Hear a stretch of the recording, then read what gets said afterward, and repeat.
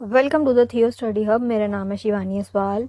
अब आज करेंगे बेटा आपका यूनिट 3 स्टार्ट, जिसका ये पार्ट ए है, जिसमें क्या बात करनी है, वैश्विक पर्यावरणीय मुद्दे। ठीक है, इन्वायरमेंट के बारे में बात करेंगे कि क्या क्या दिक्कतें आ रही हैं, ग्लोबल वार्मिंग जो इतनी ज़्यादा बढ़ती जा रही है, जैव विविधता हमारी खराब हो रही है, संसाधनों में जो कमी बढ़ती हो जा रही है ना, कमी होती जा रही है, ये सारी चीज़ों के ऊपर हम बात करेंगे। ठीक है, सब्जेक्ट आपका चल रहा है वैश्वीकरण की समझ, बीए प्रोग्राम वाले बच्चों का, सेमेस्टर 6 में जो लगा हुआ है वो। ठीक है, एक बार सिलेबस देख लीजिए। आपका 3 यूनिट है, जिसमें यूनिट 1, 2 पूरी कवर हो चुकी है। लिंक नीचे डिस्क्रिप्शन बॉक्स में पूरी की पूरी प्लेलिस्ट का।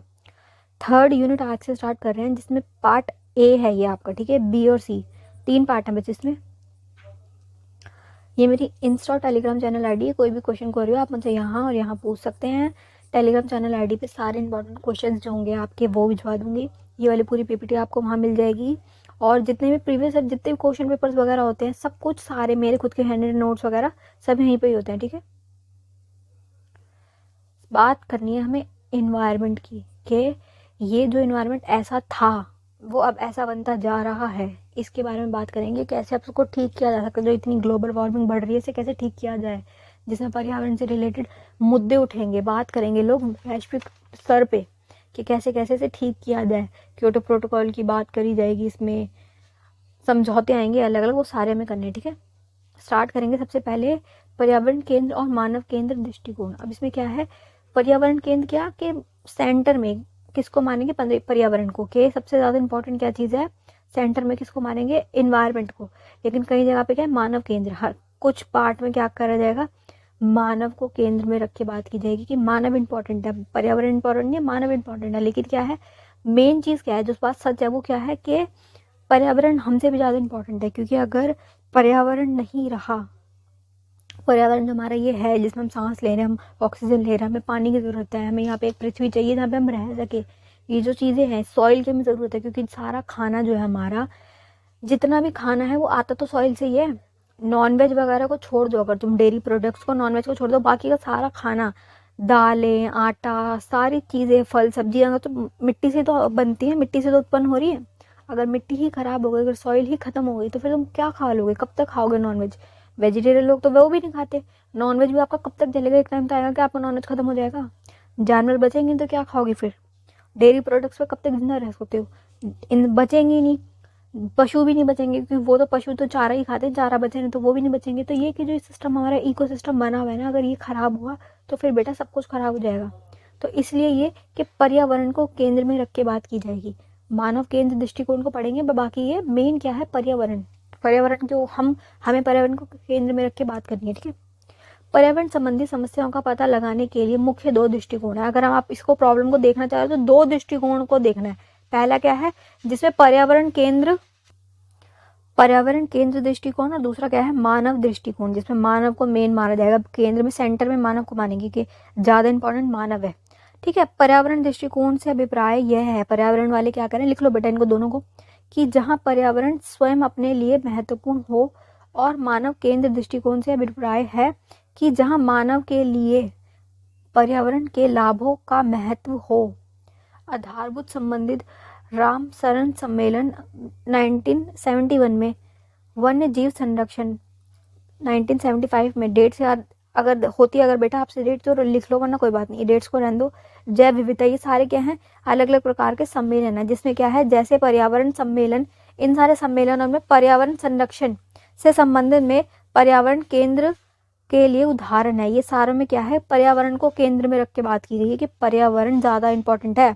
मानव की जो ये बेटा लालच है, ये जो ग्रीड है, ये बढ़ती जा रही है कि हमें ज्यादा से ज्यादा उद्योग लगाने हैं, हमें ज्यादा से ज्यादा पेड़ काटने हैं, जंगलों की जगहों पे भी उद्योग लगाओ, यूज करो जंगलों को, जंगल हटा दो। यही तो जो ये लालच है ना, जो गलत चीजें हैं, तुम पेड़ों को काटते जा रहे हो सिर्फ अपने फायदे के लिए, इन सब से क्या है, तुम्हारा ही नुकसान होगा। क्योंकि अगर एक समय ऐसा आ गया कि पेड़ और जंगल बचे ही नहीं, तो बेटा सांस कहाँ से लोगे।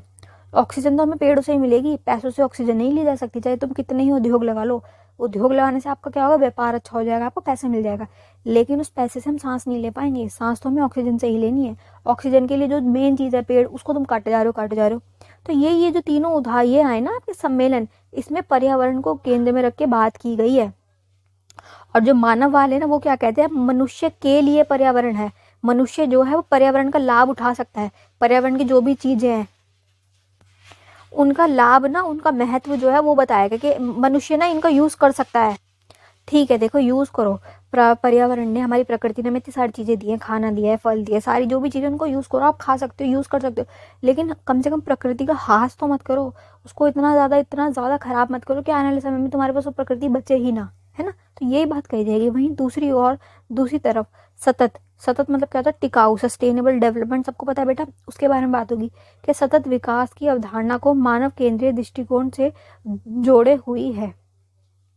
ठीक है, कि आप विकास करो, आप यूज़ करो, लेकिन कैसे करोगे विकास, कि आप सतत विकास करोगे, टिकाऊ विकास, सस्टेनेबल डेवलपमेंट के आधार पर आप इस्तेमाल करोगे।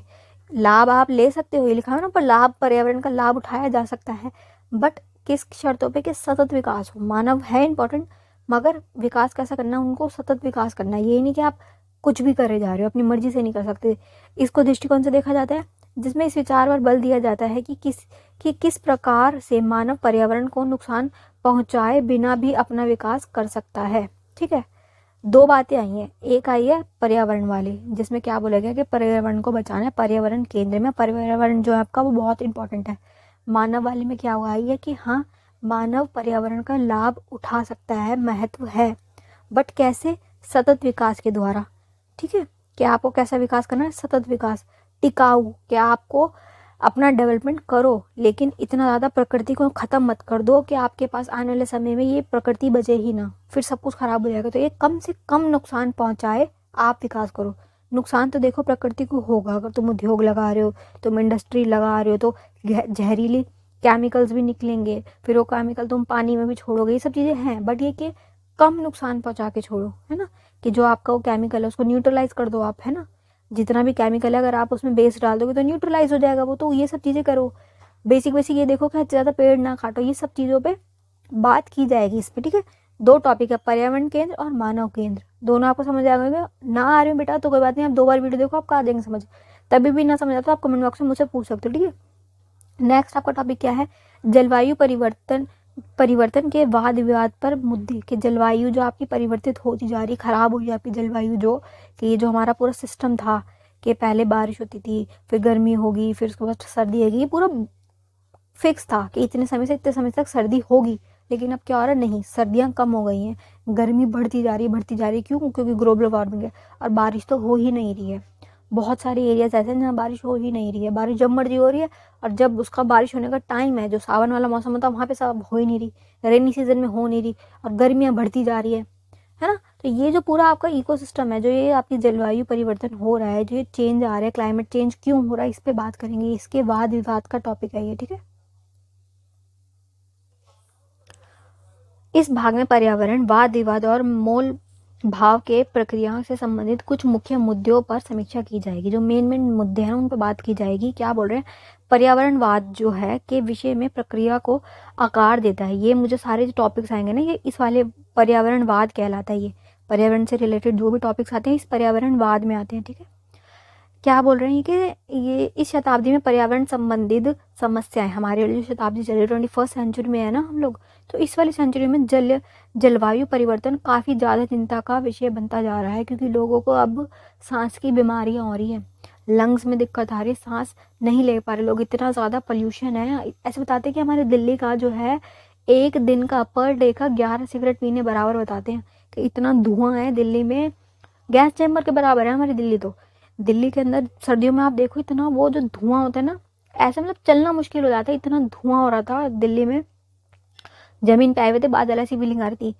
तो ये कि जो ये इतना ज़्यादा खतरनाक है ना, सबसे बड़ा चिंता का कारण है कि जो हमारा एक ये पृथ्वी, जो इतनी अच्छी शुद्ध हवा थी, सब कुछ साफ था, सब कुछ ठीक था, अभी ये गैस चेम्बर कैसे बनता जा रहा है, इतना धुआं कहाँ से आ रहा है, ये जो इतनी कार्बन डाइऑक्साइड है ये कहाँ से आ रही है, कौन रिलीज कर रहा है। तो ये कि क्योंकि जलवायु परिवर्तन जीवन के प्रत्येक पहलू को प्रभावित कर रहा है। देखो, हर चीज़ को ही प्रभावित करता है। ये सिर्फ यही नहीं है कि इंसानों को दिक्कत हो रही है, जानवरों को दिक्कत हो रही है, हमारे जो पेड़ पौधे, जो हमारी पूरी ये प्रकृति है, इसे सब खराब हो रही है उस सब चीज़ों से। ठीक है, सारा जो हमारे खाने की चीज़ें, न्यूट्रिशन वैल्यू जीरो होती जा रही है।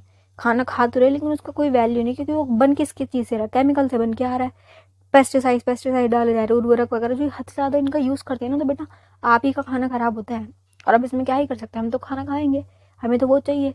तो ये कि हर चीज़ की गुणवत्ता जो है ख़राब होती जा रही है। तो ये जलवायु परिवर्तन एक गंभीर खतरा है। गंभीर क्या, सबसे बड़ा खतरा यही है। आने वाले मतलब तुम 20-30 साल बाद देख लो, पता नहीं क्या सिचुएशन होगी, लोगों को ऑक्सीजन के मास्क लेके घूमने पड़ेंगे, इतनी गंदी हवा हो जाएगी। अभी भी आप बाहर जाके देखो, इतना पोल्यूशन है, पूरा फेस खराब हो जाता है, सारे बाल खराब हो जाते हैं, बाहर जाती इतनी मिट्टी मिट्टी उड़ रही होती है और पोल्यूशन अलग से। तो ये कि और इस स्थिति का समाधान करने के लिए बहुत से प्रयास किए जा रहे हैं, बहुत सारी चीज़ें की जा रही है कि रूल्स बना रहे हैं कि अब आप ये वाली गाड़ी नहीं चलाएंगे, आप सीएनजी की गाड़ी चलाओ ताकि कम धुआं निकले।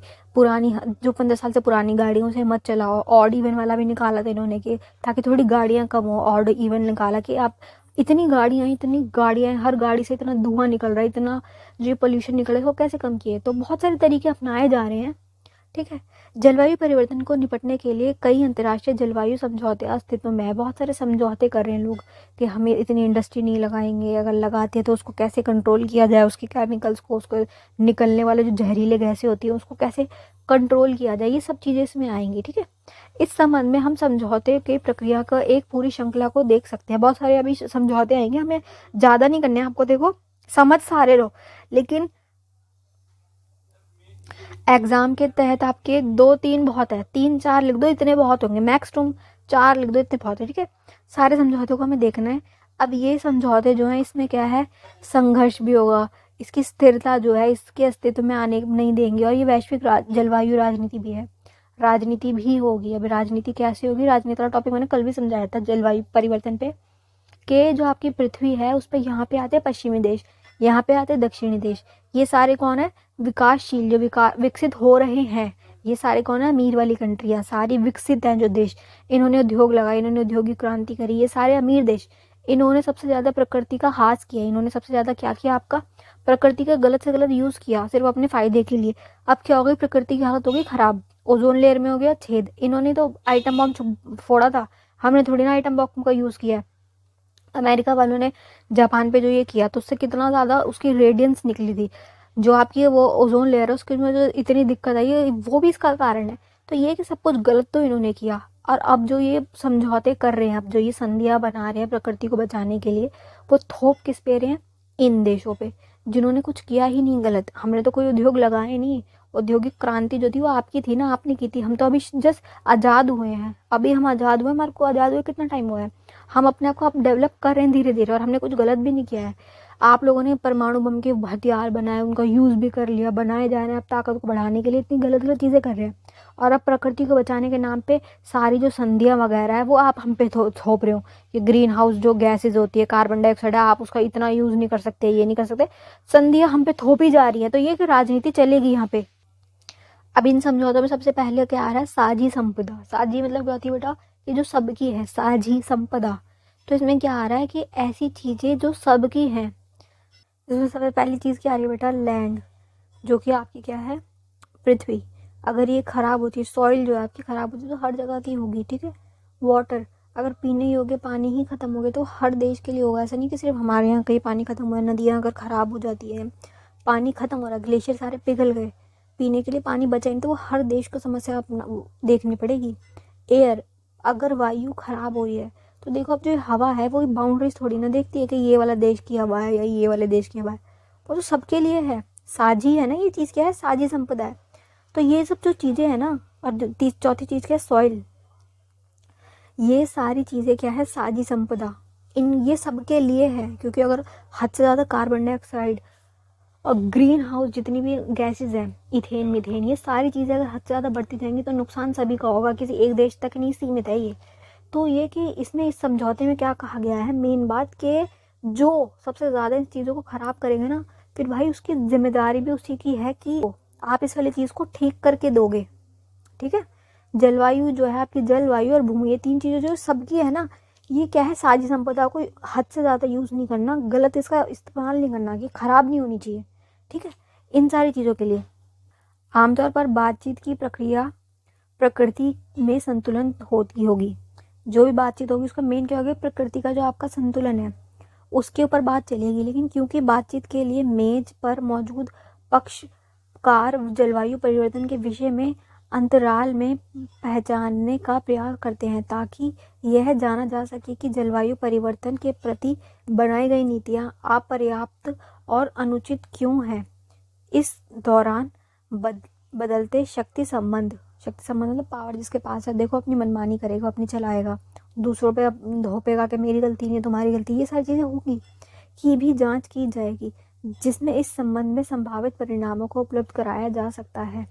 ठीक है, बेसिक ये क्या बोल रहे हैं कि जलवायु को जो लोग खराब करेंगे जिम्मेदारी उनकी है, कि मिसयूज जिन्होंने करा वो ही उसके लिए भरपाई करने के लिए आगे आएंगे। ठीक है, जिन्होंने नहीं किया वो लोग अपने विकास के लिए काम कर सकते हैं। ठीक है, प्रमुख अंतर्राष्ट्रीय पर्यावरण समझौते, एक तो आपका साझी संपदा वाला समझौता हो गया।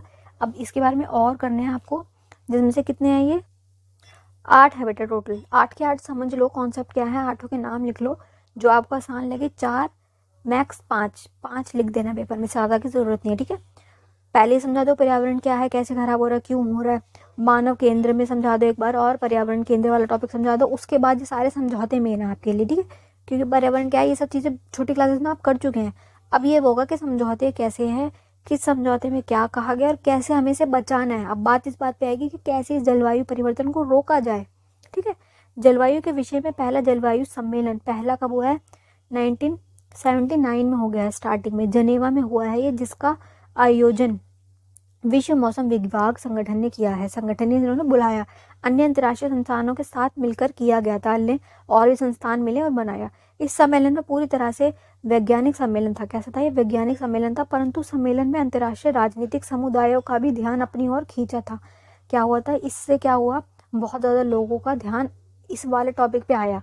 लोगों ने जलवायु के बारे में बात करनी स्टार्ट की कि जलवायु के साथ जो हमें गलत कर रहे हैं हमारा ही नुकसान होगा आगे जाके।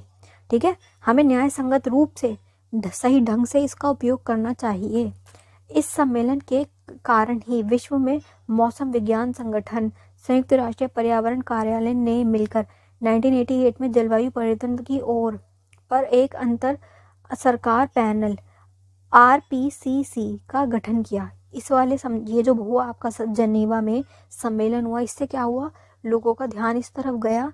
1988 में क्या हुआ, ऐसा पूरा का पूरा एक संगठन बना दिया गया जिसका काम है जलवायु परिवर्तन के बारे में बात करना, देख रेख करना, उसके लिए सोल्यूशन निकालना कि ये जो दिक्कत है इसको हम कैसे सॉल्व करें, क्या किया जा सकता है। अब देखो हो गया खराब, सबको पता है कि हमारा जो सिचुएशन आज की चल रही है, इतनी ग्लोबल वार्मिंग है, इतनी गर्मी बढ़ रही है, 50+ पहुंच गया था टेम्परेचर। सोचो 50 डिग्री प्लस पहुंचा हुआ था टेम्परेचर। तो इसको अब कैसे ठीक किया जा सके, एक दूसरे पे दोष डालने से कि हमारी गलती नहीं है, तुम्हारी गलती है, ये वाला देश की गलती है, ये वाले देश की गलती है, अब ये छोड़ो। अब सबको मिलके काम करना पड़ेगा और आगे बढ़ के सभी को इसके लिए काम करना पड़ेगा। इतना ज़्यादा अपना लालच मत बढ़ाओ, अपनी ग्रीड के लिए, अपने आपको विकास करने के लिए इतना भी मत करो कि एक दिन आपके हाथ में कुछ ना बचे, है ना। परमाणु बम बना रहे हो, हथियारों पे सारा फोकस है लोगों का, एक दूसरे को मारने में लगे, इससे क्या फ़ायदा। अगर ये प्रकृति ही नहीं बची तो फिर कोई नहीं बचेगा। तो बेहतर यही है कि सीमाओं में रह के, दायरे में रहकर विकास किया जाए, सतत विकास किया जाए, सस्टेनेबल डेवलपमेंट की जाए। ठीक है, अब ये सारी एक एक करके हम सारा पढ़ना स्टार्ट करते हैं। ठीक है, पहले फर्स्ट क्या है बेटा आपका, मॉन्ट्रियल प्रोटोकॉल। ठीक है, कब का है ये, 1989 का है ये। इसमें क्या बात होगी, मेन फोकस ये किस चीज़ पे करेंगे, ओजोन परत पे, जो कि एक बहुत इंपॉर्टेंट टॉपिक भी है। जो हमारी पृथ्वी होती है ना बेटा, इसके ऊपर एक परत बनी हुई है, एक क्या है, लेयर बनी हुई है, जिसका नाम है ओजोन लेयर। इस ओजोन लेयर का मेन काम क्या है कि जो ये हमारा सन है, जो हमारी सूरज है, इससे जो किरणें आती हैं, सन की देखो हमारे पास सिर्फ 1% किरणें ही आती है, इससे ज़्यादा नहीं आती, तब भी इतना बुरा हाल चल रहा है। तो ये जो लेयर है ना, ओजोन लेयर, ये हमें क्या करती है, प्रोटेक्ट कर रखा है, पृथ्वी के ऊपर ये बनी हुई है। और सन की जो हानिकारक किरणें होती है ना, यूवी अल्ट्रा रेज जो होती हैं, पराबैंगनी किरणें कहा जाता है हिंदी में जिसको, उसको यहाँ तक आने से रोकती है। ठीक है, हानिकारक किरणें नहीं आती हैं, बहुत कम किरणें आती हैं। पर अगर ये ओजोन लेयर खराब हो जाए, सोचो सूरज की किरणें डायरेक्ट हमारी पृथ्वी पे आ जाती हैं, तो लोगों को जल के मरेंगे, क्योंकि वो हमसे इतना दूर है, तब भी हमारी हालत इतनी ख़राब है, इतनी गर्मी बढ़ती जा रही है। सूरज बहुत पावरफुल है, हमसे 50,000 गुना साइज़ में बड़ा है, वो बहुत बड़ा है। दूसरी चीज़ ये कि स्किन कैंसर हो जाएंगे लोगों को, क्योंकि जो हमारी स्किन है ना, ये इतनी ज़्यादा हानिकारक किरणें झेल नहीं सकती है। क्योंकि देखो सनस्क्रीन आप कितनी लगा लोगे, सनस्क्रीन के बारे में सबको पता है कि पूरे मुंह पे लोग एक दिन में 3-3 बार सनस्क्रीन लगाते हैं, उसके बिना तो रह ही नहीं सकते। अगर सनस्क्रीन ना लगाओ तो पूरा चेहरा खराब हो जाएगा। बट ये पूरे शरीर पर कब तक सनस्क्रीन लगाओगे आप, और कहाँ तक लगाओगे? तो उपाय जो है ना बेटा, जो समाधान है वो सनस्क्रीन लगाना नहीं है। उपाय है कि ये जो लेयर है ना आपकी, जो आपकी शील्ड की तरह काम करती है, हमें प्रोटेक्ट कर रखा है जिसने ओजोन लेयर है, इसको बचाओ। तो ये जो मॉन्ट्रियल वाला ये है ना, इसकी देखो लोगों को देखो, यही बना रखा है इन्होंने, ये पृथ्वी बनी हुई है, इसके ऊपर ये जो ग्रीन वाली ये बनी हुई है, ये हमारी ओजोन लेयर ही बनी हुई है। इन्होंने इसी तरीके से अपना पूरा लोगो बनाया हुआ है, जिसमें मेन बात ये फोकस करेंगे ओजोन परत पर, कि इसको हम कैसे ठीक करें, क्यों खराब हो गई, किसने खराब करी, प्लस ये अब इसको कैसे हील किया जा सकता है। ठीक है, ये मेन टॉपिक होगा। वैश्विक पर्यावरण नीति के इतिहास में 1990 में ओजोन परत के ह्रास संबंधित वैज्ञानिक खोज काफ़ी महत्वपूर्ण है।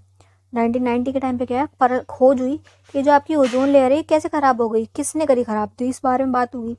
क्योंकि इस खोज ने दुनिया भर को नेताओं के साथ साथ साथ अनेक आने के लिए सबको क्या, सारे नेताओं को क्या कर दिया, प्रोत्साहित कर दिया कि इसके लिए आपको एक साथ आना पड़ेगा, ओजोन परत की रक्षा के लिए संबंध में चर्चा करें, कि सबको एक साथ आके इस वाले टॉपिक पे बात करनी पड़ेगी कि ओजोन लेयर जो है वो सबके लिए है।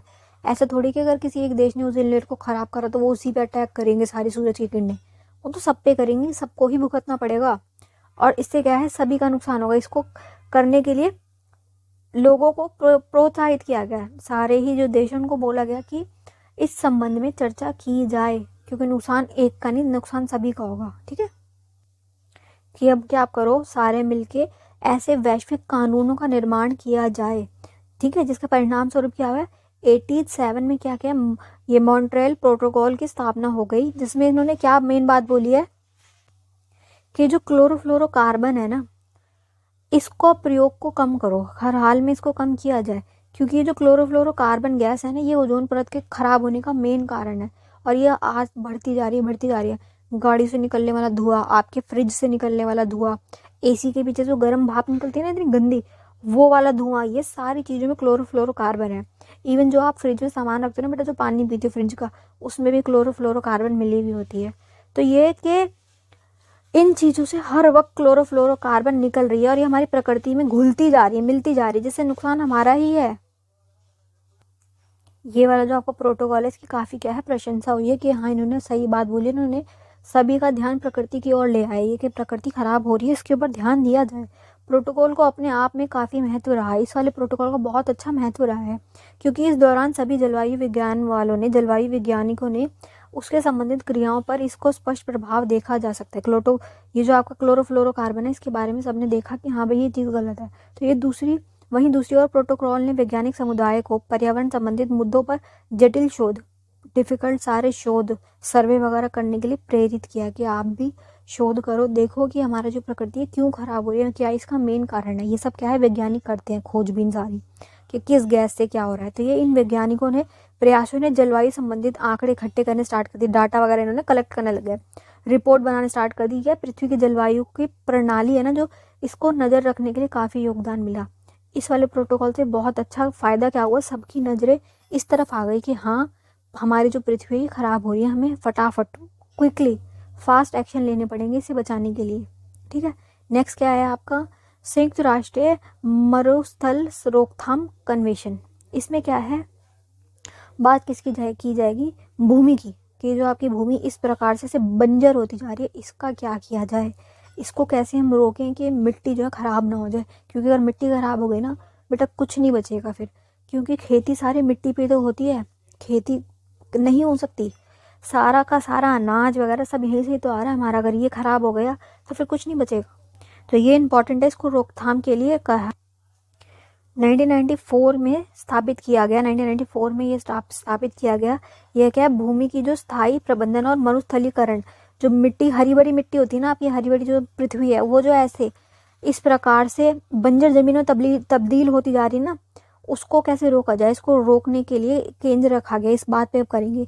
यह प्रभावी परिस्थिति तंत्र को स्थिर के सुधार लाने के लिए, जो अभी खतरनाक सिचुएशन चल रही है, जो ऐसी सिचुएशन है, इसको ठीक करने के लिए क्या किया जाता है, मरुस्थलीकरण, जो ये मरुस्थल बनते जा रहे हैं, रेगिस्तान बनती जा रही है आपकी ज़मीन, हरी भरी जो ज़मीन थी जहाँ खेती होती थी वो सारी चीज़ें क्या है, बंजर होती जा रही। तो उसको रोकने के लिए, उसका मुकाबला करने के लिए, भूमि के शरण रोकने के लिए, जो बहुत ज़्यादा खराब हो रही भूमि उसको रोकने के लिए इन्होंने प्रोत्साहित किया, इस बात पे बल दिया। भूमि अवनीति और तटस्थता योगदान के लिए प्रयास किया। संयुक्त राष्ट्र ने 2017 में पर्यावरण संवेदनशीलता कहते हैं कि पर्यावरण के बारे में आप सोच रहे हो, इस बारे में ध्यान दे रहे हो, इसको काम करने के लिए लचीलापन बढ़ाने के लिए अपने उद्देश्य अपनाए कि हमें इसे कैसे ठीक किया जाए, इसके बारे में सोचो। जिससे क्या हुआ, जैव विविधता के जलवायु परिवर्तन के सतत टिकाऊ प्रयोग को अपनाने का योगदान दिया गया। सतत विकास करो, टिकाऊ विकास करो, इन सब बातों पे ये बोलेंगे। और मेन फोकस किस पे करेंगे, मिट्टी के ऊपर, कि जो मिट्टी आपकी खराब होती जा रही है। नेक्स्ट क्या है आपका, जैव विविधता पर कन्वेंशन। जैव विविधता पे बात की जाएगी कि जो आपका पूरा ये जो इकोसिस्टम है, जैव विविधता पे चर्चा होगी, जलवायु परिवर्तन पे चर्चा होगी, संयुक्त राष्ट्र संघ मरुस्थल को रोक रहा है इस वाले बात पे भी होगी, जमीन बंजर होने से रोको तुम, ये वाले टॉपिक आएंगे इसमें। अब ठीक है, एक बार इसको रीड कर लेते हैं फटाफट। कहाँ हुआ है बेटा, 1992 में किया गया है, रियो डी जनेरियो में। यहाँ पे ये पर्यावरण से एवं विकास के लिए हुआ एक संयुक्त राष्ट्र सम्मेलन है, यूएन वालों का सम्मेलन है, जिन्होंने क्या किया है, इसको क्या है, पर्यावरण इतिहास महत्वपूर्ण सम्मेलनों में से एक है। जो जो अब तक हुए ना उसमें महत्वपूर्ण में से एक ये भी है। ठीक है, नाम इसका देख लीजिए। इस सम्मेलन में पृथ्वी सम्मेलन के नाम से भी जाना जाता है, इसको पृथ्वी सम्मेलन भी कहा जाता है। नाम दोनों लिख लो, इसका ये वाला नाम भी, पृथ्वी सम्मेलन वाला। इस सम्मेलन में 2 परिणाम निकले, इस पर सम्मेलन से 2 वो निकले, जिसमें एक तरफ तो जहाँ जैव विविधता पे बात की गई, ठीक है, और वहीं दूसरी तरफ संयुक्त राष्ट्र जलवायु परिवर्तन का फ्रेमवर्क तैयार किया गया कि कैसे जलवायु परिवर्तन को आप रोक सकते हो, कैसे अब इन चीज़ों को ठीक किया जाए, कानूनी तौर पर आप क्या क्या रूल्स बना सकते हो आपके, इसको ठीक किया जाए, सुरक्षा कैसे किया जाए, संरक्षण कैसे किया जाए, अब हम अपनी इस पृथ्वी को कैसे बचाएं, इस बारे में इसमें बात हो गई 2 टॉपिक्स पे। ठीक है, नेक्स्ट क्या है आपका, संयुक्त राष्ट्र जलवायु परिवर्तन फ्रेमवर्क कन्वेंशन। इसमें क्या है, जलवायु का जो आपका परिवर्तन हो रहा है बेटा उसको कैसे ठीक किया जाए, उस पर बात होगी। पृथ्वी सम्मेलन एवं अन्य परिणाम यह था कि इस सम्मेलन में संयुक्त राष्ट्र जलवायु परिवर्तन फ्रेमवर्क कन्वेंशन को अपनाया गया, जिसके कारण जलवायु परिवर्तन अंतर्राष्ट्रीय राजनीति में महत्वपूर्ण केंद्र बन गया। अंतर्राष्ट्रीय राजनीति जिसमें सिर्फ पावर की बात होती है कि हमें पावर कैसे बढ़ाएं, उसको छोड़ के अब बात होने लगेगी जलवायु परिवर्तन पे, कि जो आपकी पृथ्वी है अगर यही नहीं बची तो फिर क्या, कहाँ ही रह लोगे, कहाँ जाओगे, किसी और ग्रह पे हम नहीं जाके रह सकते, इतना पैसा है नहीं, और अगर हुआ भी ना कि किसी और ग्रह पे जाके रह रहे हैं तो गरीब लोग नहीं जा पाएंगे, जो अमीर रईस लखपति है ना सिर्फ वो ही जा पाएंगे, हम कहाँ से जाएंगे। तो यही कि इनको बचाना, जलवायु को आपको परिवर्तन को रोकना होगा। तो संयुक्त राष्ट्र जलवायु परिवर्तन फ्रेमवर्क ने कन्वेंशन ने वित्तीय और तकनीकी सहायता प्रदान की, कि हम पैसे भी देंगे इसको ठीक करने के लिए, तकनीकी सहायता भी होगी कि हम कैसे डिजिटल रूप से इसको ठीक कर सकते हैं, क्या क्या किया जा सकता है प्रकृति को बचाने के लिए, प्रक्रियात्मक प्रक्रिया, जलवायु संबंधित उपयोग, अलग अलग प्रकार की क्या है दिशा निर्देश देंगे कि हम इसको अब कैसे ठीक करें, क्या क्या किया जा सकता है, रूल्स बनाएंगे कि अब इतने ज़्यादा ग्रीन हाउस इफेक्ट की जो गैसें हैं इनको नहीं यूज़ करना। तो ये कि यही बात होगी कि ग्रीन हाउस जो गैसेज है वो कौन सा देश कितनी कर रहा है। तो देखो सबसे ज़्यादा अमेरिका वालों का नाम आ रहा है, उससे कम आ रहा है फिर यूरोपियंस का आ रहा है, फिर रूस वालों का आ रहा है, फिर जापान वालों का कम है काफ़ी, कनाडा वालों का तो बिल्कुल कम है, और फिर ऑस्ट्रेलिया वालों का इतना है। तो सबसे ज़्यादा अगर किसी ने किया है ना ग्रीन हाउस गैसेस को रिलीज़ किया है तो उसमें अमेरिका वालों का नाम सबसे ज़्यादा है, क्योंकि ये महाशक्ति है, इसने सबसे ज़्यादा बिजनेस किया है, इसने सबसे ज़्यादा प्रयोग किया है हमारी पृथ्वी का। तो अगर पैसा भी देखो इसके पास खूब है, अगर ये इसका हर्जाना भरने की बारी आई अब कि आपको जुर्माना भरना पड़ेगा, आपको इस पृथ्वी को ठीक करने के लिए जो पैसा लगाना पड़ेगा, अब पेड़ लगाओ पौधे लगाओ उसमें पैसा तो लगेगा, तो देना भी तो फिर इसी को सबसे ज़्यादा चाहिए ना, जिसने सबसे ज़्यादा गलत किया, फिर हर्जाना भी उसी को बनना चाहिए। सब क्यों बराबर भरेंगे, जिसका जितना आ रहा है उसको उस हिसाब से पैसा देना पड़ेगा, उसको उस हिसाब से जिम्मेदारी उठानी पड़ेगी। बट ये क्या, अब ये महाशक्ति है, ये कहाँ किसी की सुनेगा, क्यों ये अपने ऊपर वाली बात लेगा, ये मान के राजी नहीं। तो यही कि इसमें इसकी बात करेंगे, क्या नाम है बेटा इसका, बर्लिन जनादेश। ये कब है, 1995 की बात है, बर्लिन की है। बर्लिन देश में क्या हुआ, कन्वेंशन ऑफ प्रो पार्टीज की पहली बैठक हुई। ठीक है, इन्होंने पहली बैठक की, इन्होंने क्या कहा है इसने मेन बात कि आपको ग्रीन हाउस जो गैसें हैं देशों को, जो जितने देश लोग इसमें सदस्य हैं ना यूएन वालों में, इसमें क्या कहा जाएगा, जलवायु परिवर्तन के लिए जो ग्रीन हाउस गैसेज है इसका उत्सर्जन जो आप इसको यूज़ कर रहे हो, उसके बाद जो ये उत्सर्जन हो रहा है ग्रीन हाउस गैसेस का, उसको कम करने के लिए बाध्य करना पड़ेगा। कानून बनाए जाएंगे कि इस कन्वेंशन में कहा गया कि इसमें प्रोटोकॉल में कि आपको एक रूपरेखा तैयार करनी पड़ेगी, एक स्ट्रक्चर तैयार करना पड़ेगा कि ग्रीन हाउस के उत्सर्जन को कितनी कटौती होगी, कि कौन देश कितनी ग्रीन हाउस गैसेज जो है उसको रिलीज कर सकता है। इससे ज़्यादा अगर आप करोगे तो आपको हर्जाना भरना पड़ेगा, जुर्माना भरना पड़ेगा। ऐसे रूल्स बनाए जाए। तो ये कि कानूनी रूप से रूल्स बना के बाध्य करना होगा, क्योंकि अगर आप ये वाली बात बोलते हो कि ऐसे मत करो, प्रकृति खराब हो रही, तो कौन सुन रहा है सब बातों को? पता तो सबको है, लेकिन इंसान का लालच, उसकी जो ग्रीड होती है वो इतनी है कि हमें तो भाई सबसे आगे बढ़ना है, हमको बननी है महाशक्ति, चाहे पूरा की पूरी पृथ्वी खत्म हो जाए, हमें से मतलब नहीं है, हमें बनना महाशक्ति। तो ये महाशक्ति बनने की जो होड़ है, इसके अंदर जो पृथ्वी के साथ गलत हो रहा है उसको रोकने के लिए क्या है, बाध्य करना पड़ेगा, लोगों को रोकना पड़ेगा कि आप इतनी ग्रीन हाउस गैसेस को रिलीज नहीं कर सकते कानूनी रूप से। ये वाली बात इसमें कही गई कि आपको समझौते में कानूनी समझौता करना पड़ेगा, संबंध में बात करनी पड़ेगी कि विकसित देशों को निर्देशन करता है कि विकसित जो लोग विकसित हो चुके हैं, जैसे अमेरिका, जो अमीर देश हैं, जो विकासशील हैं, विकसित हो चुके, उनको आपको समझाना होगा कि अब इसको इससे ज़्यादा आप यूज़ नहीं कर सकते, आपको रोको इस चीज़ को। ग्रीन हाउस इफेक्ट के लिए जो दिक्कत है, ग्रीन हाउस इफेक्ट जिसे कहा जाता है, हरित गैस कहा जाता है, उसके लिए, ठीक है। क्या है, क्योटो प्रोटोकॉल, जो कि आपका इंपॉर्टेंट है, जो आपने पहले भी पढ़ा हुआ है। क्योटो प्रोटोकॉल इंपॉर्टेंट है। क्योटो प्रोटोकॉल में कार्बन पे बात होती है, जैसे पहले भी क्लोरोफ्लोरोकार्बन पे बात हुई है, ग्रीन गैसेस पे बात हुई है, ग्रीन हाउस इफेक्ट वाली, जिसमें इथेन मीथेन गैसेस आती है। अब बात होगी क्योटो प्रोटोकॉल पे, जिसपे क्या है, कार्बन की बात होगी। कार्बन डाइऑक्साइड जो है आपकी, है ना, ये जो इतनी ज़्यादा बढ़ रही है ना, इसको कैसे कम किया जाए, कैसे आपको इसको कम से कम यूज़ करना है, ठीक है। तो ये देखो ऊपर भी ग्रीन हाउस की बात हुई है, ग्रीन हाउस इफेक्ट गैसें जो हैं, ये अब यहाँ पे भी वही सब चीज़ आ रही है, ठीक है। तो क्योटो प्रोटोकॉल जो है आपका, वो बर्लिन जनादेश में कमियों के कारण 1997 में क्योटो प्रोटोकॉल लाया गया था। पहले ये वाला समझौता हुआ, ऊपर वाला जो हमने भी पढ़ा बर्लिन वाला, उसके बाद नेक्स्ट कौन सा आया, ये वाला, ठीक है। क्योटो प्रोटोकॉल लाया गया, ये महत्वपूर्ण समझौता था, ये इंपॉर्टेंट है। क्योटो प्रोटोकॉल हमेशा इंपॉर्टेंट माना जाता है, जिसमें विकसित देशों के लिए कानूनी रूप से ग्रीन हाउस गैसों का उत्सर्जन में कटौती की बात कही गई थी, कि जो लोग विकसित हो चुके हैं, ये लोग इतना ज़्यादा ग्रीन हाउस जो गैसेज है उसका क्यों उत्सर्जन कर रहे हैं, क्यों, नहीं समझ नहीं आ रही वाली बात कि इसको रोकना होगा, इस पर बात की जाएगी। वहीं बर्लिन जनादेश में उल्लेखित साझी जिम्मेदारी, परंतु अलग अलग क्षमताओं के आधार पर अलग अलग भूमिकाओं के सिद्धांत पर ध्यान में रखना या प्रोटोकॉल जलवायु संबंधित जिम्मेदारियों का विकसित और विकासशील देशों के बीच बांट देना था, ठीक है। अब ये देखो यार, बात क्या है कि ये क्या बोल रहे हैं, जिस देश ने जितने प्रकृति का नुकसान किया उसे उतना ही हर्जाना भरना पड़ेगा, उस हिसाब से आपको जिम्मेदारी उठानी पड़ेगी। जो छोटे छोटे देश हैं, उन्होंने कुछ किया ही नहीं है खराब करने के लिए प्रकृति को, उन्होंने उद्योग नहीं लगाया, उन्होंने कुछ किया ही नहीं, तो फिर उनकी क्यों जिम्मेदारी बनती है, जिन्होंने खराब करा उनकी जिम्मेदारी बनती है। तो ये जिम्मेदारी वाली बात पे बाप बोल रहे हैं क्योटो प्रोटोकॉल में, कि जिसने गलत किया है उसके ऊपर हर्जाना आएगा, उसकी जिम्मेदारी कि आप इसको ज़्यादा से ज़्यादा ठीक करो। और आप जो इतनी जो ये देखो एक बार कि कितना ज़्यादा है इनका, इतना तो 3 देशों का नहीं है, 4 देशों का नहीं, जितना अकेले अमेरिका वालों का है। तो इसको रोकने के लिए इनके ऊपर पाबंदी लगाई जाए, ना कि इनके ऊपर। ये तो कुछ कर ही नहीं रहे हैं, इन पे क्यों ध्यान दे रहे हो, इसके ऊपर बात की जाए कि ये जो दिक्कत है, ये इतनी जो ग्रीन हाउस यहाँ से आ रही है अकेले एक देश से, जिनकी जनसंख्या भी कम है, छोटा सा देश है, इतना कोई बड़ा नहीं है। हमारा देश देखो इनसे कितना बड़ा है, लेकिन तब भी इनका हमसे ज़्यादा है। तो यही बात इसमें घूम फिर के आई। नेक्स्ट क्या है बेटा आपका, कोपेनहेगन समझौता। अब देखो जितने भी समझौते अब तक हमने पढ़े हैं, मॉन्ट्रियल वाला हो गया, क्योटो प्रोटोकॉल वाला हो गया, संयुक्त राष्ट्र मरुस्थल वाला हो गया, है ना, इन सब में ही बात किस पे हो रही है, ग्रीन हाउस गैसेस पे हो रही है और कार्बन डाइऑक्साइड पे होगी, क्लोरोफ्लोरोकार्बन पे हुई है। बात इसी सब चीज़ों पे घूम घूम के होगी। क्योटो प्रोटोकॉल वालों ने भी यही बोला कि ये जो गैसेस है, इसमें जिन्होंने ज़्यादा नुकसान किया है, पूंजीपति देश जो है, जो अमीर देश है, इन्होंने ज़्यादा नुकसान किया देश का, पृथ्वी का, हमारी।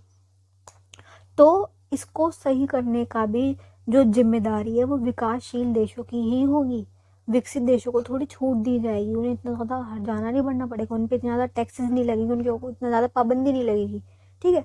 तो बात तो सारी इन्हीं 3 चीज़ों पे घूम फिर के आएगी, chlorofluorocarbon, ethane methane gas, carbon dioxide, इसी पे ही बात होगी बार बार घूम फिर के। ग्रीन हाउस गैसेज जैसे कहा जाता है, बस ये सभी इस बारे में बात करेंगे। बस ये कि जैसे पीछे क्योटो प्रोटोकॉल वालों ने क्या बोला था, कानूनी बाध्यता पे बात की थी कि भाई कानूनी रूप से आप बाध्य कर दो, रोक दो, बाउंड्रीज बना दो, लिमिट्स लगा दो कि आप इससे ज़्यादा ग्रीन हाउस गैसेज है उसे नहीं रिलीज कर सकते। जो विकासशील देश है उस पर बाउंड्रीज लगाओ, उस पर प्रतिबंध लगाए जाए। पर ये क्या है, इस वाली बात पे नहीं बोलेंगे। ये कौन है, कोपनहेगन, ये वाले जो समझौते वाले हैं, ये इस चीज़ पे नहीं बोलेंगे। बस ये ना समझा रहे हैं कि जो आपका कार्बन डाइऑक्साइड है, इसके उत्सर्जन से लोग अपनी स्वेच्छा से अपने आप को खुद अपनी मर्जी से रोकें कि कार्बन का कटौती की जाए। कार्बन डाइऑक्साइड जो इतनी ज़्यादा निकल रही है, इसको देखो ऑब्जॉर्ब कौन करते हैं, पेड़।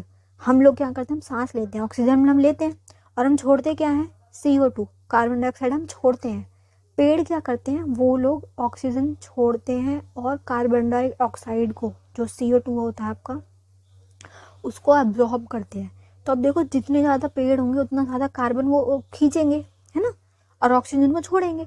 तो बात घूम फिर के तो पेड़ों पे आ रही है कि इस पृथ्वी को बचाने का अगर सबसे अच्छा कोई तरीका है तो पेड़ लगाओ, ज़्यादा से ज़्यादा पेड़ लगाओ, ऑक्सीजन आएगी, ठीक है, वायु ठीक होगी ना, ऑक्सीजन आएगी, और क्या होगा, कार्बन डाइऑक्साइड को वो अपने अंदर सोख लेंगे। वो क्या करते हैं, उनकी ऑक्सीजन उस तरीके से होती है कार्बन डाइऑक्साइड के, वो उसको लेते हैं, ऑब्जॉर्ब करते हैं।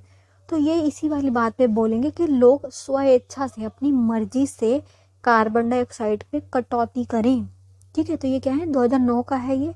2009 में कोपेनहेगन में कन्वेंशन ऑफ पार्टीज 15 में बैठक का महत्व यह था कि इसके बाद जलवायु कूटनीति की प्राकृतिक अलग अलग पक्षपात पर चलने लगी थी। क्योटो प्रोटोकॉल में भिन्न क्योटो प्रोटोकॉल से ये थोड़ा भिन्न है। इन्होंने क्या बोला है कि कोई कानूनी बाध्यता का वर्णन नहीं किया गया। इन्होंने कोई कानूनी बाध्यता नहीं, सिर्फ समझाएंगे और बोलेंगे कि स्वेच्छा से करो, जिसमें यह क्योटो प्रोटोकॉल के प्रतिबद्धताओं को आगे बढ़ने का प्रयास में सफल नहीं हो सका था।